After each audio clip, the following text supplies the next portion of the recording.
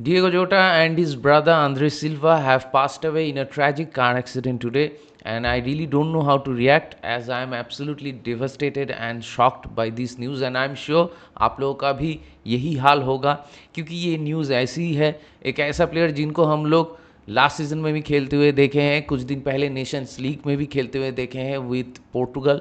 So it is really really hard to believe such news. और उसी के साथ ही वॉज ओनली 28 ईयर्स ओल्ड। एक हफ्ता पहले उसका शादी हुआ था, उसके 3 बच्चे हैं। So it is absolutely terrible and shocking news and really hard to believe. Life is so fragile and unpredictable, मतलब कभी भी कुछ भी हो सकता है। So all my prayers and support to his family, his friends and all of his fans around the world. Rest in peace, Diego and Andre. So let's move on with the topics we discussed today in this video. तो आज की ये video में बात करेंगे जितने भी सारे लेटेस्ट ट्रांसफर अपडेट्स हैं। मैनचेस्टर यूनाइटेड से फाइनली लग रहा है कि जेडन सैंचो का exit is possible in this transfer window. उसी के साथ ब्रायन एम्बेमो एंड ऑली वॉटकिंस को लेके भी जितनी भी सारे बातें हो रहा है उसमें भी बातें करेंगे। Arsenal have begun their talk with AJ and उसी के साथ नोनी मादुवे का नाम भी जोड़ा जा रहा है आर्सेनल के साथ। दूसरी तरफ मोहम्मद कुडूस एंड टॉटनहम के बीच भी बातें चल रहा है regarding a potential transfer. Bayern Munich have showed interest in Luis Diaz और उसी के साथ निको विलियम्स को लेके भी बहुत सारे बातें चल रहा है कि निको विलियम्स का डील शायद अभी होल्ड पे है। तो बातें करेंगे ये वीडियो में ये सारे टॉपिक पे। So without wasting any more time let's start the video. तो सबसे पहले बात कर लेते हैं with all the latest transfer updates from Manchester United. तो मैनचेस्टर यूनाइटेड से अभी जो बिग न्यूज़ आ रहा है वो ये कि there is a chance, there is a possibility कि जेडन सैंचो को यही समर ट्रांसफर विंडो में हम लोग बेचने में कामयाब हो जाए। जी हाँ, पहले तो बहुत सारे रिपोर्ट्स आ रहे थे कि फेनेरबाचे के साथ उसका एग्रीमेंट हो चुका है या फिर Juventus is ready to buy him, और उसी के साथ एक स्वैप डील की भी बातें चल रहा था जहाँ पे दुशान लाहोविच या फिर आपका डॉगलस लुइस ऐसे प्लेयर्स की नाम जोड़े जा रहे थे। I didn't believe any of it, लेकिन कल फब्रिजो ने भी ये चीज़ का कंफर्मेशन दे दिया है कि फेनेरबाचे के साथ कोई कंक्रीट न्यूज़ कभी था ही नहीं जेडन सैंचो को लेके, और उसी के साथ जितने भी सारे स्वैप डील्स को लेके भी बातें चल रहा था वो सारे भी सच नहीं है टू सम एक्सटेंट। लेकिन Juventus is really interested to buy Jadon Sancho from Manchester United, और उसके रिगार्डिंग ही जेडन सैंचो की कैंप के साथ जुवेंटस इज करेंटली नेगोशिएटिंग। और ये न्यूज़ सुनने के बाद आई बिलीव कि हाँ अभी हो सकता है कि यही ट्रांसफर विंडो में we will be able to sell the freedom fighter. और अगर ऐसा होता है तो I as a Manchester United fan I will be forever in debt for Juventus for taking this freedom fighter away from my club. जी हाँ, Jadon Sancho को बेचना बहुत ही मुश्किल हो रहा था और उसी के साथ सभी को मालूम है कि इतना हाई सैलरी है उसका and he doesn't want to take a pay cut, ऐसे ही न्यूज़ेस आ रहे थे। और हम लोग को इसीलिए लग रहा था कि फिर से कोई लोन स्पेल में ही उसको भेजना होगा और लोन स्पेल में खेलते हुए वो अपना कॉन्ट्रैक्ट जो है उसको रन डाउन करेगा, यही उसका प्लान था। और इसीलिए शायद चेल्सी में जो मौका उसको मिल रहा था उसको उसने एक्सेप्ट नहीं किया, और दूसरे जितने भी सारे ऑफर्स आ रहे थे वो सारे ऑफर्स को रिजेक्ट कर रहा था क्योंकि उसका जो हाई सैलरी डिमांड है उसको वो प्रायोरिटाइज कर रहा था ओवर इज फुटबॉलिंग करियर। तो ये सारे न्यूज़ सुनने के बाद I as a Manchester United fan मैं तो बहुत ही नेगेटिव हो गया था इस चीज़ को लेके कि ये समर ट्रांसफर विंडो में हम लोग जेडन सैंचो को बेच पाएंगे। लेकिन अभी जो चीज़ें चल रहा है, अभी Juventus are really interested to sign him, और अगर जेडन सैंचो भगवान के लिए अपना पे कट लेने के लिए राजी हो जाता है तो देयर इज़ अ चांस कि हम लोग जेडन सैंचो को बेच पाए। और रिपोर्ट्स ऐसे ही आ रहे हैं कि 25 मिलियन पाउंड्स के आसपास जुवेंटस बिड कर सकता है फॉर जेडन सैंचो। मैं तो कहता हूं कि अगर 20 मिलियन की बिड भी कर देता है जुवेंटस तो उसको बेच दो 20 मिलियन में, क्योंकि चेल्सी से हम लोग को 5 मिलियन मिल चुका है। तो ओवरऑल हम लोग को जेडन सैंचो के लिए 25 मिलियन मिल जाएगा और उसी के साथ 14-15 मिलियन का सैलरी वेव्ड ऑफ हो जाएगा फ्रॉम आवर बुक्स, वो हम लोग के लिए बहुत ही इंपॉर्टेंट होगा। तो ये न्यूज़ सुनने के बाद I as a Manchester United fan I am little bit happy and little bit optimistic about the exit of Jadon Sancho. इसके बाद चलिए बात कर लेते हैं ब्रायन एम्बूमो को लेके। तो ब्रायन एम्बूमो को लेके लास्ट 2 दिन से ऐसे ही न्यूज़ आ रहे हैं कि हम लोग बहुत जल्दी अपना जो थर्ड बिड है उसको सबमिट करेंगे और इसके बाद हो सकता है कि 7 जुलाई से पहले ही ये डील कंक्लूडेड हो जाए। तो हम लोग वेट कर रहे हैं कि कब हम लोग थर्ड बिड सबमिट करेंगे, क्योंकि फैब्रिजियो या फिर दूसरे जितने भी सारे क्रेडिबल सोर्सेज हैं वो सारे सोर्सेज ने ये चीज़ को कंफर्म किया है कि सेकेंड बिड सबमिट करने के बाद भी we are negotiating with Brentford to reach to an agreement. तो अभी ऐसा ही लग रहा है कि हम लोग बहुत जल्दी ही एक थर्ड बिड सबमिट करेंगे। तो कल से बहुत सारे जगहों पे ऐसे रिपोर्ट्स आ रहे हैं कि ऑली वॉटकिंस के लिए शायद 60 मिलियन पाउंड्स की डिमांड करेंगे एस्टन विला, लेकिन कोई भी क्रेडिबल सोर्सेस ने अभी तक इस चीज़ को कंफर्म नहीं किया है।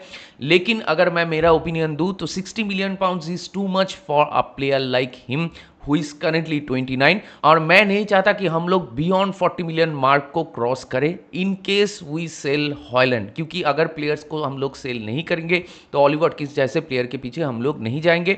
और इस चीज़ को बहुत अच्छी तरीके से मैं ऑलरेडी एक्सप्लेन कर चुका हूँ, सारे प्रोज एंड कॉन्स को इन डिटेल में मैं डिस्कस कर चुका हूँ इन माई लास्ट वीडियो। अगर आप लोगों को वो वीडियो देखना है तो you can go had and find the link in the description. और यहाँ पे मुझे और एक बात डिस्कस करना है, वो ये कि ऐसे रिपोर्ट्स आ रहे हैं कि जॉन डुरान जो अभी अल नसर से लोन में गए हैं फेनेरबाचे में, उनको पहले मैनचेस्टर यूनाइटेड में ऑफर किया गया था फॉर अ लोन मूव, और उसी के साथ उसका जो सैलरी है वो अल नसर ही पे करता। तो I as a Manchester United fan मुझे सच में समझ में नहीं आ रहा है कि हम लोग इस डील को क्यों रिजेक्ट कर दिए जब हम लोग को उसका सैलरी पे नहीं करना था।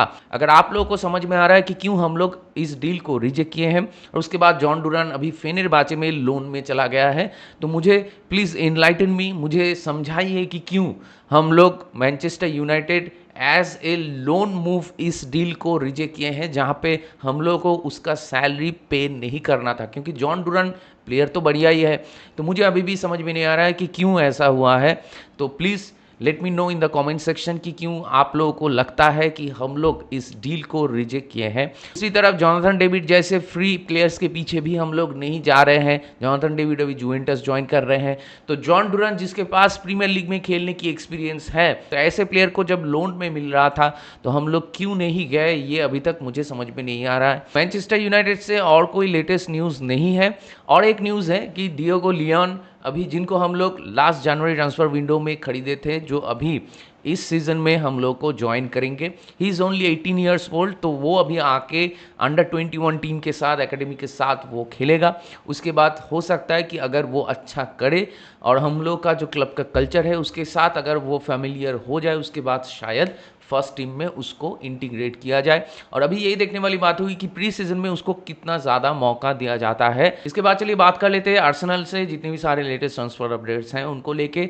तो अभी न्यूज़ ऐसे ही आ रहे हैं कि एजे के साथ आर्सेनल नेगोशिएशन मतलब बातें करना चालू कर दिया एजे के कैंप के साथ, और हो सकता है कि अगर चीज़ें सही डायरेक्शन में पॉजिटिव वे में मूव करे तो आर्सेनल एजे के लिए एक बिड सबमिट करेंगे। और एजे के लिए आर्सेनल जा रहे हैं। इसके बाद भी आर्सेनल का नाम नोनी मादुएके के साथ जोड़ा जा रहा है, क्योंकि फैब्रिजियो ने भी इस चीज को कंफर्म किया है। नोनी मादुएके का नाम इंटरनली डिस्कस किया गया है आर्सेनल में, और ये डील सेपरेट डील होगा। मतलब एजे को अगर आर्सेनल लाते भी है उसके बाद भी देयर इज अ चांस कि वो लोग नोनी मादुएके के पीछे जाए। मतलब he is a decent player, he is not that bad player, लेकिन फिर भी आर्सेनल जो स्टेज पे है, मतलब उनको अगर प्रीमियर लीग या फिर टाइटल्स जीतना है तो उनको क्वालिटी प्लेयर्स चाहिए, और मेरे ख्याल से Noni Madueke is not that player जो उनको नेक्स्ट लेवल में ले जा पाए।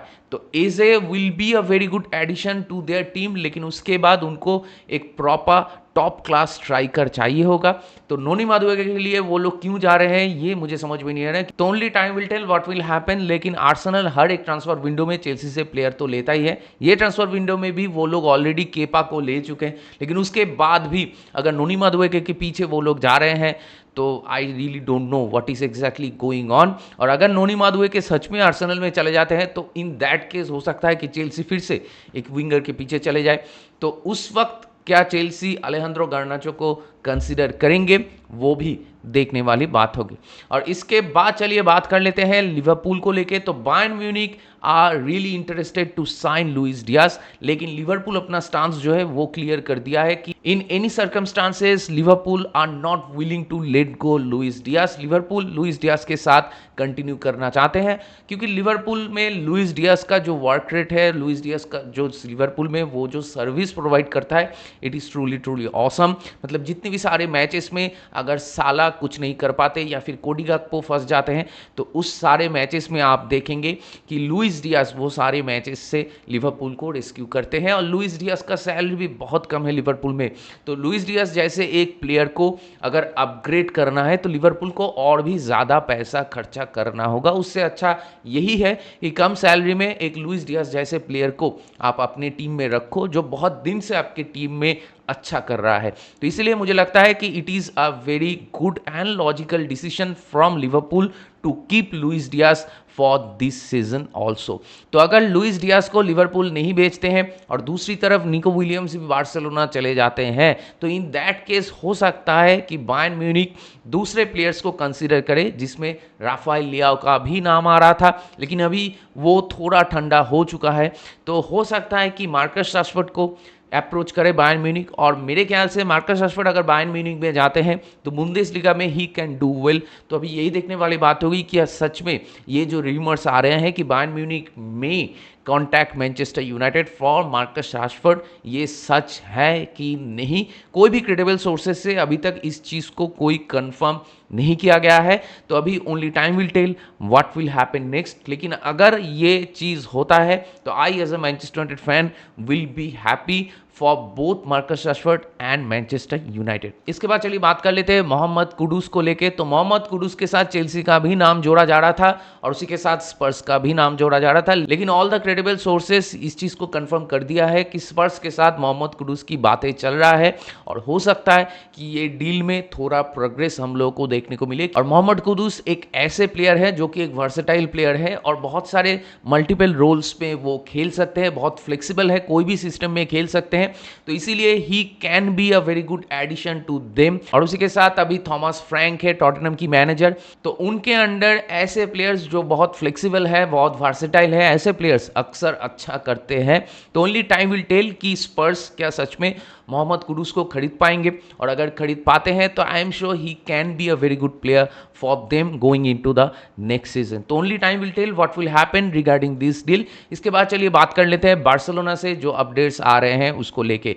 तो कल बहुत सारे जगह पे ऐसे रिपोर्ट्स आ रहे थे आफ्टर पेरेस जो कि ला लिगा की प्रेसिडेंट है, उसका जो कमेंट आया था regarding Barcelona and Nico Williams, वो ये कि बार्सिलोना शायद निको विलियम्स को नहीं खरीद पाएंगे क्योंकि बार्सिलोना निको विलियम्स को रजिस्टर नहीं कर पाएंगे। लेकिन ये जो न्यूज़ आ रहा था, मतलब ये न्यूज़ आने के बाद सोशल मीडिया में ऑब्वियसली बहुत सारे बातें चल रहा था, लेकिन आप लोगों को अगर याद हो लास्ट वाले समर ट्रांसफर विंडो में भी डैनी ओल्मो को लेके कुछ सिमिलर सी सिचुएशन रेज हुआ था, लेकिन एट द एंड सभी को मालूम है कि Barcelona were able to register Dani Olmo. तो मुझे लगता है कुछ उसी तरीके से Joan Garcia and Nico Williams, जिनको लेके बहुत बातें चल रहा है कि ये दोनों प्लेयर को शायद बार्सिलोना रजिस्टर नहीं कर पाएंगे और उस वजह से शायद निको विलियम्स वाला डील ऑन होल्ड पे चला गया है। तो ये सारे बातें मेरे ख्याल से बेकार की बातें हैं।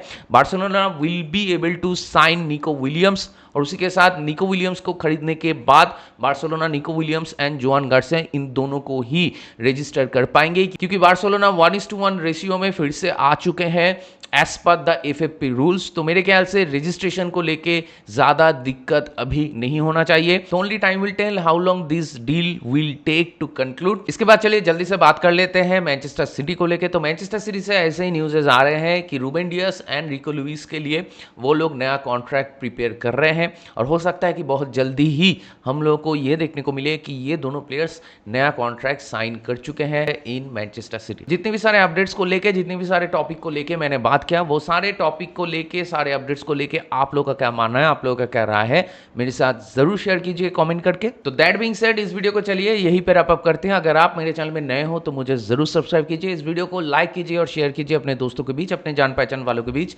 जिनको ऐसे वीडियोस देखना पसंद है। तो बहुत जल्दी मिलेंगे अगले वाले वीडियो में, तब तक ख्याल रखिए अपना। Take care, goodbye, glory glory Manchester United and keep the red flag high.